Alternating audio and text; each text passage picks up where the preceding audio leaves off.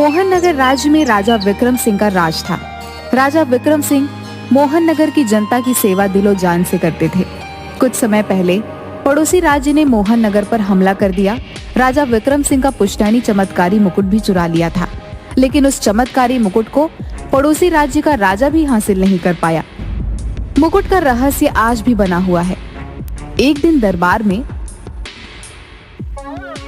मंत्री जी, मोहन नगर में सब सकुशल चल रहा है। जी महाराज, आपकी कृपा है। लेकिन आपकी खोजकर्ता टुकड़ी अभी तक पुश्तैनी मुकुट का कुछ पता नहीं कर पाई है महाराज। और राज्य में कुछ दिनों से क्या हुआ? तुम चुप क्यों हो गए? हमारे राज्य में कोई समस्या है क्या? हाँ महाराज। हमारे रहते हुए हमारे राज्य की तरफ कोई देख भी नहीं सकता है। बताओ क्या बात है? महाराज, हम अपने सिपाहियों के साथ खोजबीन कर रहे हैं। बस कुछ दिनों से 2 संदिग्ध राज्य में घूम रहे हैं, लेकिन पकड़ में नहीं आ रहे महाराज। ऐसे लोगों की जल्द से जल्द शिनाख्त करो ताकि हमारा राज्य सुरक्षित रह सके। जी महाराज, मैंने सिपाहियों को भेज दिया है। हाँ, तुम वहां अपनी नजरें बनाकर रखो। कोई भी ऐसी परिस्थिति नहीं बननी चाहिए कि हमारी प्रजा को कष्ट पहुंचे। मंत्री वहां से चला गया। राजा ने बाकी लोगों की फरियाद सुन ली, लेकिन वो बहुत चिंतित हो गया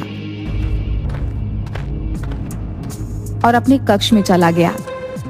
2 भाई गुड्डू और बबलू दोनों जंगल में झाड़ियों में छुपकर बैठे थे।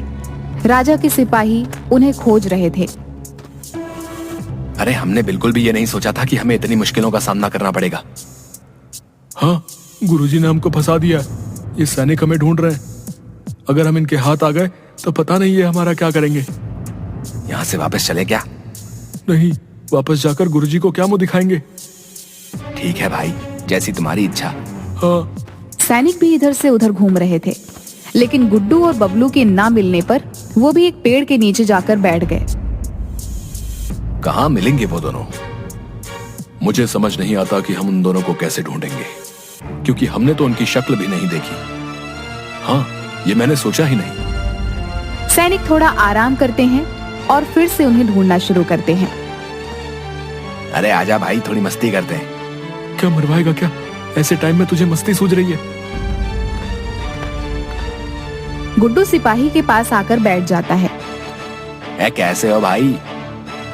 क्या बताएं भैया, इस राज्य ने 2 ठगों को पकड़ने का आदेश दे रखा है। भाग भाग कर सांस चढ़ाई है। करे भी क्या भाई, काम तो काम रहा। जरा तनिक थोड़ा सा जल मिल जाता तो आराम मिल जाता। बहुत थक गए हैं हम लोग भी, भाग भाग कर हैं। हाँ हाँ भाई, क्यों नहीं, लो जल पियो। गुड्डू और बबलू दोनों जल पीकर, अब हम चलते हैं, धन्यवाद। हाँ भाई, आपका बहुत बहुत शुक्रिया। कोई बात नहीं, आखिर एक इंसान ही दूसरे की मदद करता है। वैसे आप क्यों भाग रहे थे और किससे? आप लोगों से ही तो भाग रहे थे श्रीमान। भाग बबलू, भागे। गुड्डू और बबलू दोनों बचकर वहां से निकलने लगते हैं। तभी सैनिक पीछे से उन्हें देख लेते हैं।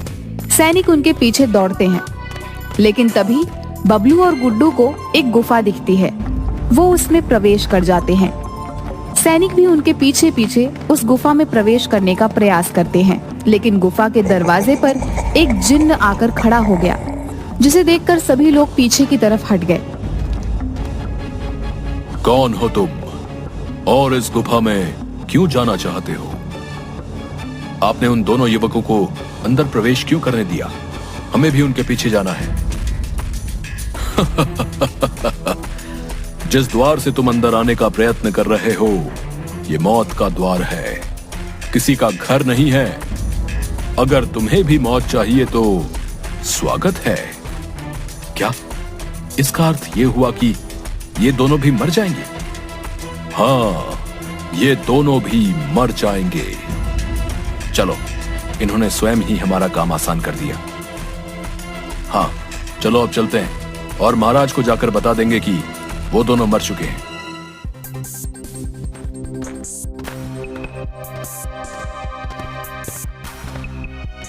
सिपाही वापस महल लौट गए और उसने मंत्री को जाकर सूचना दे दी कि अब दोनों मारे जा चुके हैं। सभी लोग बहुत खुश हुए। बबलू और गुड्डू दोनों गुफा के अंदर गए। गुफा बहुत डरावनी थी। दोनों बुरी तरीके से डर रहे थे कि तभी उनके सामने एक बहुत बूढ़ी औरत आई, जिसे देखकर बबलू और गुड्डू दोनों डर गए। अरे बूढ़ी काकी, आपने तो डरा ही दिया। आप कौन है और यहाँ क्या कर रही हैं? बच्चों, तुम इस गुफा में क्यों आए हो? हमारे पीछे सैनिक भाग रहे थे, लेकिन आप कौन है? जिस उद्देश्य से तुम लोग भटक रहे हो, मैं सब जानती हूँ। मैं तुमको सही दिशा दिखाऊंगी, जिससे तुम इस गुफा से आसानी से बाहर निकल सकते हो। हाँ हाँ, बताइए ना। वैसे भी इस गंदी सी गुफा में बहुत बदबू आ रही है और हमारी सांसें रुक रही हैं। आप यहाँ कैसे रह लेती हो? यहाँ कौन रहना चाहता है, लेकिन मुझे यहाँ राज मुकुट की रखवाली करनी होती है। आपके पास राज मुकुट है? नहीं, मुझे सिर्फ उसकी रखवाली के लिए रखा गया है। राजा विक्रम सिंह का राजमुकुट आपके पास है? मुझे विश्वास नहीं हो रहा है। हाँ, वही मेरे पास है। ये कैसे हो सकता है? उसे तो पड़ोसी राजा चुरा ले गया था। सही कहा बच्चों, लेकिन राज मुकुट अभी भी रहस्य है।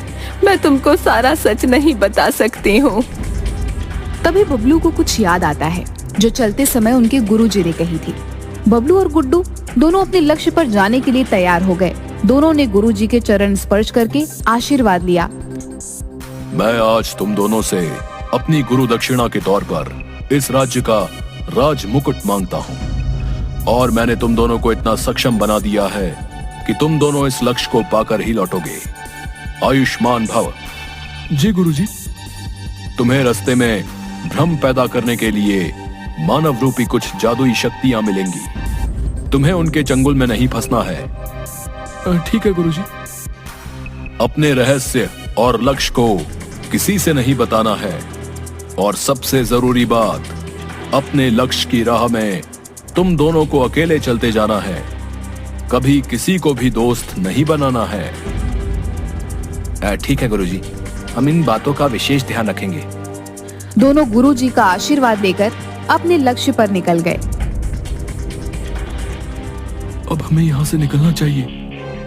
बूढ़ी महिला से बातें करते हैं, और फिर राजमुकुट भी तो यही है, उसे लेकर चलते हैं। हमें सबसे पहले बूढ़ी औरत को बातों में फंसाना है, और फिर वो राजमुकुट लेकर यहाँ से चलना है। गुरुजी की बातें याद करो। तुम वो सब भूल गए क्या जो गुरुजी ने बोला था? ओह हाँ, ये अवश्य ही एक छल है। आप हमें यहाँ से बाहर जाने का रास्ता बता दीजिए, हम बाहर चले जाएंगे। अभी इतनी भी क्या जल्दी है?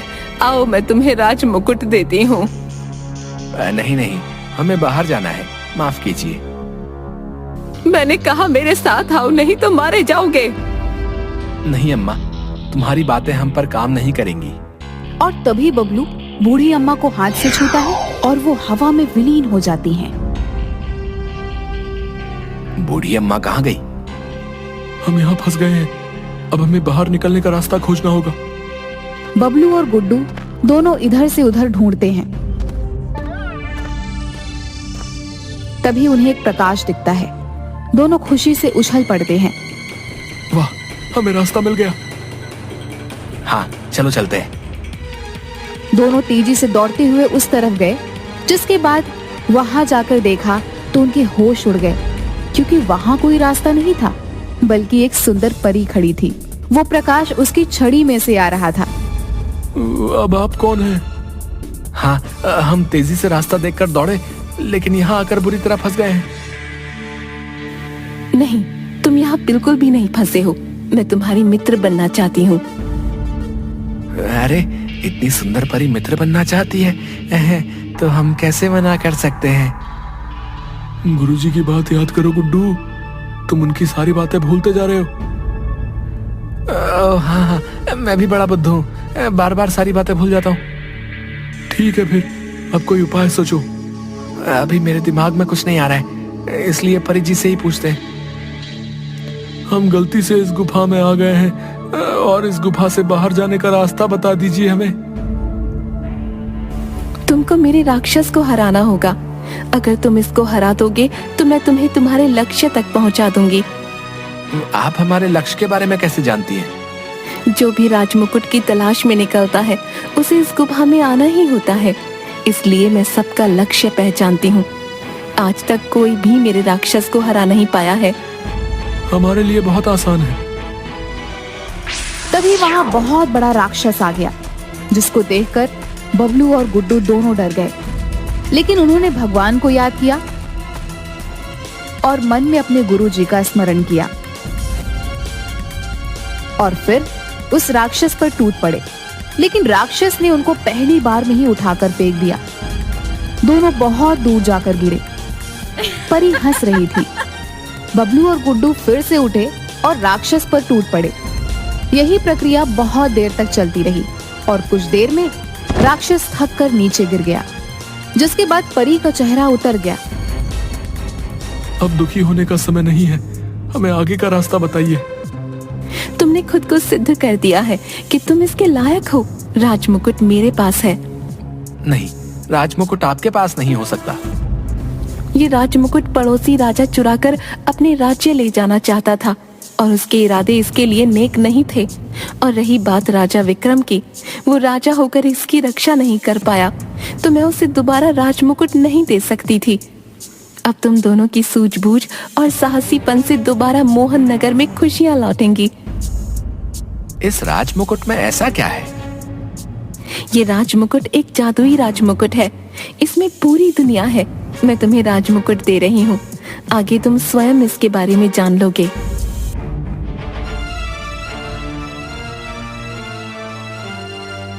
परी ने एक राजमुकुट बबलू के हाथ में दे दिया, जिसके बाद वहां बहुत तेज प्रकाश आया।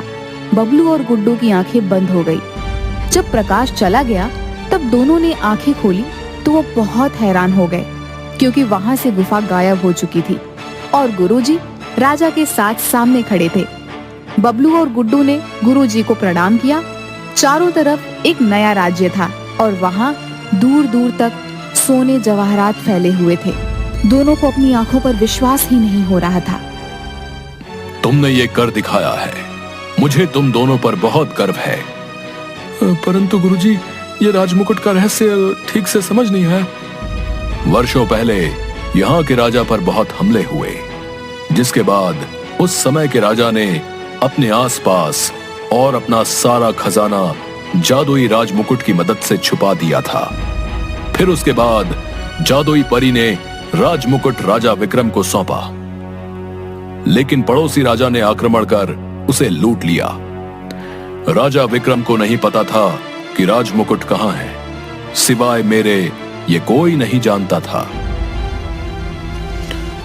इस लक्ष्य के लिए मुझे तुम दोनों से उचित कोई और नहीं लगा। आज इस राजमुकुट की वजह से मोहन नगर खुशहाल और समृद्ध होगा। गुरुजी, अब आगे क्या करना है? मैं तुमको राजमहल में उच्च पद पर बैठाऊंगा और आधा राज्य भी तुम दोनों को देता हूं। वो दिन याद करो जब तुम मेरे पास आए थे। गुरुजी अपने कुटिया में बैठे थे कि तभी वहां दौड़ते हुए बबलू और गुड्डू आ गए। क्या हुआ? तुम ऐसे क्यों हाँफ रहे हो? गुरुजी, हमें अपने यहाँ शरण दे दीजिए, हमारी रक्षा कीजिए गुरुजी। हाँ गुरुजी, हमें गांव वालों ने भगा दिया। लेकिन उन लोगों ने ऐसा क्यों किया? माँ बाप के गुजर जाने के बाद हम दोनों गांव वालों के यहाँ कुछ ना कुछ काम कर देते थे। सब हमें मनहूस कहकर बुलाते थे और आज हम पर चोरी करने का इल्जाम लगाकर बहुत मारा और गांव से बाहर कर दिया। अगर तुम्हारे अंदर सामर्थ्य होगा तो तुम सभी को जवाब दे सकते हो। हाँ गुरुजी, आज आपके कारण हम सफल हो गए। हाँ गुरुजी, आज गरीब को भी सफलता मिल गई। किसी ने सच कहा है, अगर अच्छा गुरु मिल गया तो मानो भगवान मिल गया। धन्यवाद गुरुजी।